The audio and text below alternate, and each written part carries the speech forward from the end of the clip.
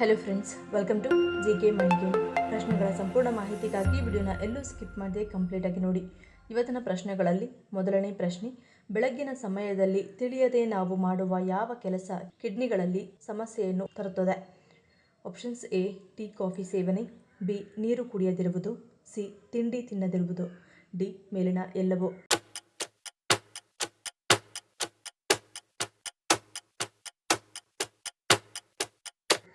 ಸರಿಯಾದ ಉತ್ತರ option D, ಮೇಲಿನ ಎಲ್ಲವೂ.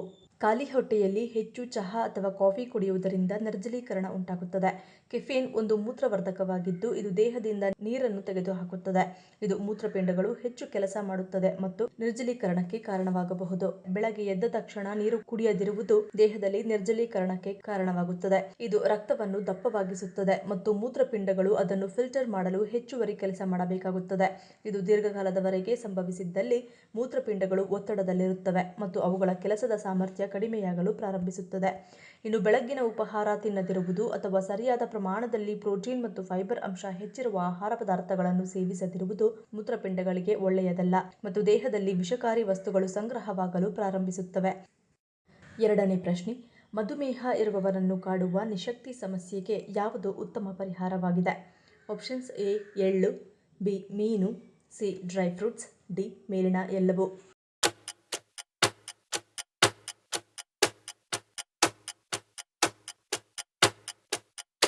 ಸರಿಯಾದ ಉತ್ತರ ಆಪ್ಷನ್ ಡಿ, ಮೇಲಿನ ಎಲ್ಲವೂ.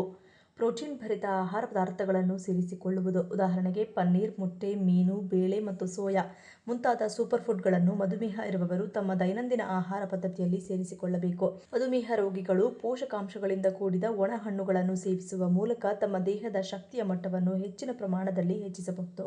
ಒಣ ಹಣ್ಣುಗಳನ್ನು ಮಿತಿಯಲ್ಲಿ ಸೇವಿಸಿದರೆ ಅವು ನಿಮ್ಮ ಒಟ್ಟಾರೆ ಆರೋಗ್ಯವನ್ನು ಸುಧಾರಿಸುವಲ್ಲಿ ಪರಿಣಾಮಕಾರಿಯಾಗಿದೆ. ದಿನವಿಡೀ ಚೈತನ್ಯಶೀಲರಾಗಿರಲು ನೀವು ಹಸಿರು ತರಕಾರಿಗಳು, ಎಳ್ಳು ಮತ್ತು ಬಾದಾಮಿಗಳನ್ನು ಸೇವಿಸಬಹುದು. ಮೂರನೇ ಪ್ರಶ್ನೆ, ಯಾವ ರಾಜನು ಮೈಸೂರಿನ ಹುಲಿ ಎಂಬ ಪ್ರಖ್ಯಾತಿಯನ್ನು ಪಡೆದಿದ್ದನು? Options A, Nalvadi Krishnaraja Wodeyar, B, Hyder Ali, C, Yaduraya, D, Tipu Sultan.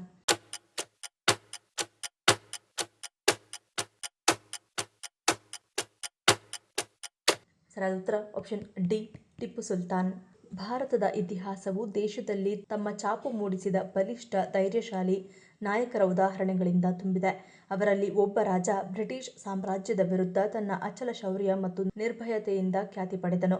ಅವನ ಹೆಸರು ಟಿಪ್ಪು ಸುಲ್ತಾನ್. ಅವನು ಮೈಸೂರು ಹುಲಿ ಎಂದು ಪ್ರಸಿದ್ಧನಾಗಿದ್ದಾನೆ. 18ನೇ ಶತಮಾನದಲ್ಲಿ ಟಿಪ್ಪು ಸುಲ್ತಾನ್ ದಕ್ಷಿಣ ಭಾರತದಲ್ಲಿ ಮೈಸೂರು ರಾಜ್ಯವನ್ನು ಆಳಿದನು. ಬ್ರಿಟಿಷ್ ವಸಾಹತುಶಾಹಿ ಅಧಿಕಾರವನ್ನು ವಿರೋಧಿಸಿದ ಅತ್ಯಂತ ಧೈರ್ಯಶಾಲಿ ಹೋರಾಟಗಾರರಲ್ಲಿ ಒಬ್ಬನೆಂದು ಪರಿಗಣಿಸಲ್ಪಟ್ಟಿದ್ದಾನೆ. ತನ್ನ ಧೈರ್ಯ, ದೂರದೃಷ್ಟಿ ಮತ್ತು ಮಿಲಿಟರಿ ಪರಾಕ್ರಮದಿಂದಾಗಿ ಅವರು ಭಾರತೀಯ ಇತಿಹಾಸದಲ್ಲಿ ಅತ್ಯಂತ ಪ್ರಸಿದ್ಧ ಆಡಳಿತಗಾರರಲ್ಲಿ ಒಬ್ಬರಾಗಿದ್ದರು. ನಾಲ್ಕನೇ ಪ್ರಶ್ನೆ, ಮೈಗ್ರೇನ್ ಸಮಸ್ಯೆಯನ್ನು ಹೊಂದಿರುವವರು ಕೆಲವೊಮ್ಮೆ ಯಾವ ತೊಂದರೆಯನ್ನು ಎದುರಿಸಬಹುದು? ಆಪ್ಷನ್ಸ್ ಎ, ಇರುಳು ಕುರುಡು, ಬಿ, ನರರೋಗ, ಸಿ, ರಕ್ತ ಹೆಪ್ಪುಗಟ್ಟುವಿಕೆ, ಡಿ, ತಾತ್ಕಾಲಿಕ ಕುರುಡುತನ.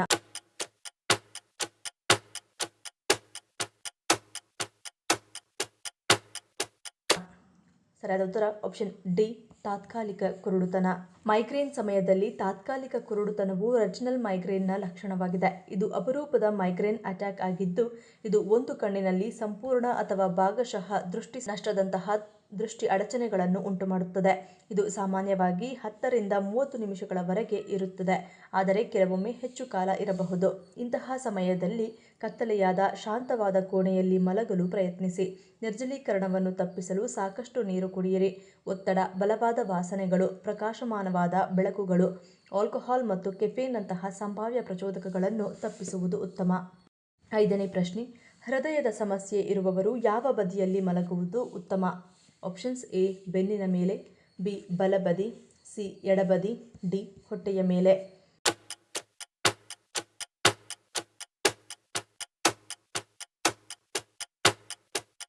ಸರಿಯಾದ ಉತ್ತರ ಆಪ್ಷನ್ ಬಿ, ಬಲಬದಿ. ಹೃದಯ ವೈಫಲ್ಯದ ಜನರಿಗೆ ಬಲಭಾಗದಲ್ಲಿ ಮಲಗುವುದು ಸುರಕ್ಷಿತವೆಂದು ಪರಿಗಣಿಸಲಾಗಿದೆ. ಈ ಸ್ಥಾನದಲ್ಲಿ ಹೃದಯದ ಮೇಲಿನ ಒತ್ತಡ ಕಡಿಮೆ ಇರುತ್ತದೆ ಮತ್ತು ಇಸಿಜಿ ಸಹ ಸ್ಥಿರವಾಗಿರುತ್ತದೆ. ಯಾರಾದರೂ ತಮ್ಮ ದೇಹದಲ್ಲಿ ಐಸಿಡಿ ಹೊಂದಿದ್ದರೆ, ಅಂದರೆ ಇಂಪ್ಲಾಂಟಬಲ್ ಕಾರ್ಡಿಯೋವರ್ಟರ್ ಡಿಫಿಬ್ರಿಲೇಟರ್ ಅನ್ನು ಹೊಂದಿದ್ದರೆ ಅವರು ಆ ಬದಿಗೆ ವಿರುದ್ಧ ದಿಕ್ಕಿನಲ್ಲಿ ಮಲಗುವುದು ಆರಾಮದಾಯಕವೆಂದು ಕಂಡುಕೊಳ್ಳುತ್ತಾರೆ. ಹೆಚ್ಚಿನ ಐಸಿಡಿಗಳನ್ನು ಎಡಭಾಗದಲ್ಲಿ ಅಳವಡಿಸಲಾಗುತ್ತದೆ. ಆದ್ದರಿಂದ ಅಂತಹ ಜನರು ಬಲಭಾಗದಲ್ಲಿ ಮಲಗುವುದು ಉತ್ತಮ ಎಂದು ಹೇಳಲಾಗುತ್ತದೆ. 6ನೇ ಪ್ರಶ್ನೆ, ಬಾಯಿಯಿಂದ ಕೆಟ್ಟ ವಾಸನೆ ಬರುವುದು ಯಾವ ಆರೋಗ್ಯ ಸಮಸ್ಯೆಯ ಲಕ್ಷಣವಾಗಿರುತ್ತದೆ? ಆಪ್ಷನ್ಸ್ ಎ ಶ್ವಾಸಕೋಶ ಸೋಂಕು, ಬಿ ಥೈರಾಯ್ಡ್, ಸಿ ಮೂತ್ರಪಿಂಡ, ಡಿ ನಿಮೋನಿಯಾ.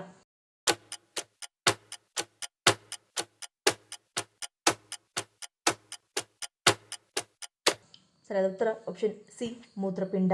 ಬೆಳಗ್ಗೆ ಎದ್ದಾಗ ಬಾಯಿಯಿಂದ ಬಲವಾದ ಮತ್ತು ಅಸಾಮಾನ್ಯ ವಾಸನೆ ಬರುತ್ತಿದ್ದರೆ, ಅದು ಹಲ್ಲು ಉಜ್ಜಿದ ನಂತರವೂ ಸಂಪೂರ್ಣವಾಗಿ ಹೋಗದಿದ್ದರೆ ಅದು ಗಂಭೀರ ಮೂತ್ರಪಿಂಡದ ಸಮಸ್ಯೆಯ ಲಕ್ಷಣವಾಗಿರಬಹುದು. ಮೂತ್ರಪಿಂಡಗಳು ರಕ್ತದಲ್ಲಿರುವ ಯೂರಿಯಾದಂತಹ ತ್ಯಾಜ್ಯ ಉತ್ಪನ್ನಗಳನ್ನು ಫಿಲ್ಟರ್ ಮಾಡಲು ಸಾಧ್ಯವಾಗದಿದ್ದಾಗ ಅವುಗಳ ಮಟ್ಟ ಹೆಚ್ಚಾಗಲು ಪ್ರಾರಂಭಿಸುತ್ತದೆ. ದೇಹವು ಯೂರಿಯಾವನ್ನು ಒಡೆಯುತ್ತದೆ ಮತ್ತು ಅಮೋನಿಯಾದಂತಹ ಅನಿಲವಾಗಿ ಪರಿವರ್ತಿಸುತ್ತದೆ. ಇದು ಉಸಿರಾಟದ ಮೂಲಕ ಹೊರಬರುತ್ತದೆ ಮತ್ತು ಬಾಯಿಯು ಅಮೋನಿಯಾದಂತೆ ವಾಸನೆ ಬರಲು ಪ್ರಾರಂಭಿಸುತ್ತದೆ. 7ನೇ ಪ್ರಶ್ನೆ, ಭಾರತದ ಶೇಕ್ಸ್ಪಿಯರ್ ಎಂದು ಯಾರನ್ನು ಕರೆಯಲಾಗುತ್ತದೆ? Options A Kalidasa, B Rabindranath Tagore, C Kuvempu, D Subramanya Bharati.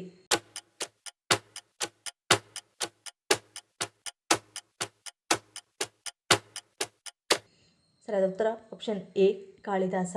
Sanskrit ಸಾಹಿತ್ಯಕ್ಕೆ ಕಾಳಿದಾಸ ನೀಡಿದ ಅಸಾಧಾರಣ ಕೊಡುಗೆಗಾಗಿ ಅವರನ್ನು ಭಾರತದ ಶೇಕ್ಸ್ಪಿಯರ್ ಎಂದು ಕರೆಯಲಾಗುತ್ತದೆ. ಅವರು ಪ್ರವರ್ತಕ ಕವಿ ಮತ್ತು ನಾಟಕಕಾರರಾಗಿದ್ದರು. ಭಾರತೀಯ ಇತಿಹಾಸದಲ್ಲಿ ಕೆಲವು ಅತ್ಯುತ್ತಮ ಕೃತಿಗಳನ್ನು ರಚಿಸಿದರು. ಅವರ ಬರಹಗಳು ಭಾರತೀಯ ಸಂಸ್ಕೃತಿ ಮತ್ತು ಪುರಾಣಗಳಿಂದ ಆಳವಾಗಿ ಪ್ರಭಾವಿತವಾಗಿವೆ. ಕಾಳಿದಾಸನನ್ನು ದಾಸಂ ಗ್ರಂಥದಲ್ಲಿ 7 ಬ್ರಹ್ಮ ಅವತಾರಗಳಲ್ಲಿ ಒಂದೆಂದು ಉಲ್ಲೇಖಿಸಲಾಗಿದೆ. 8ನೇ ಪ್ರಶ್ನೆ, ಯಾವ ರೀತಿಯ ಪುರುಷರು ಶಿಶ್ನ ಸೋಂಕಿನ ಹೆಚ್ಚಿನ ಅಪಾಯವನ್ನು ಹೊಂದಿರುತ್ತಾರೆ? ಆಪ್ಷನ್ಸ್ ಎ ದುರ್ಬಲ ಇಮ್ಯುನಿಟಿ, ಬಿ ಲೈಂಗಿಕ ಸಂಬಂಧ, ಸಿ ಸ್ವಪ್ನಸ್ಖಲನ, ಡಿ ಹಸ್ತಮೈಥುನ.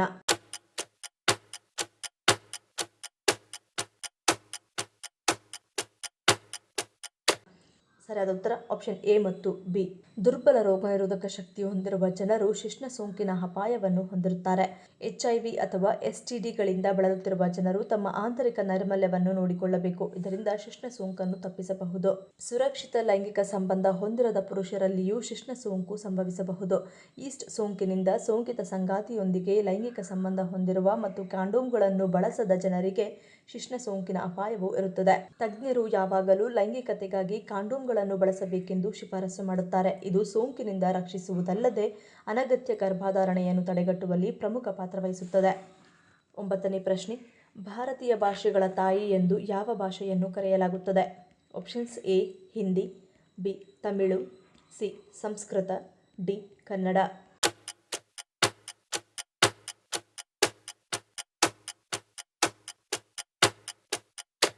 ಸರಿಯಾದ ಉತ್ತರ ಆಪ್ಷನ್ ಸಿ ಸಂಸ್ಕೃತ. ಸಂಸ್ಕೃತವು 5000 ವರ್ಷಗಳಿಗೂ ಹಳೆಯದಾದ ಪ್ರಾಚೀನ ಇಂಡೋ-ಯುರೋಪಿಯನ್ ಭಾಷೆಯಾಗಿದೆ. ಇದನ್ನು ಭಾರತೀಯ ಭಾಷೆಗಳ ತಾಯಿ ಎಂದು ಹೆಚ್ಚಾಗಿ ಕರೆಯಲಾಗುತ್ತದೆ. ಸಂಸ್ಕೃತವು ಹಿಂದೂ ಧರ್ಮ, ಬೌದ್ಧ ಧರ್ಮ ಮತ್ತು ಜೈನ ಧರ್ಮದ ಪ್ರಾರ್ಥನಾ ಭಾಷೆಯಾಗಿದೆ.